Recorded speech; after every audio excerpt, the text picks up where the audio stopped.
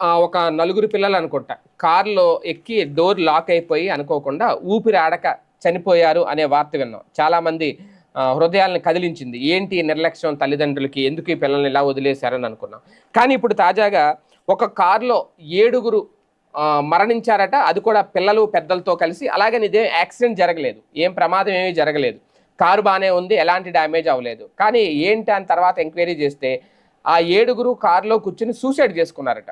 అందులో ముగ్గురు పిల్లలు కూడా ఉన్నారు. ఇది ఎక్కడ జరిగిందంటే చండీగఢ్‌లో జరిగింది.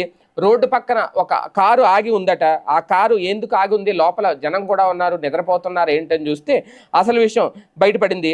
వీళ్ళందరూ కూడా ఒకే కుటుంబానికి సంబంధించిన వాళ్ళు. ఒకే కుటుంబానికి చెందిన 7గురు ఆత్మహత్య చేసుకున్న ఘటన హర్యానాలోని పంచకుల్లో కలకలం రేపింది.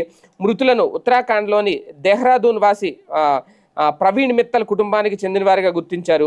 బాగేశ్వర్ బాబాగా ప్రచారంలో ఉన్న ధీరేంద్ర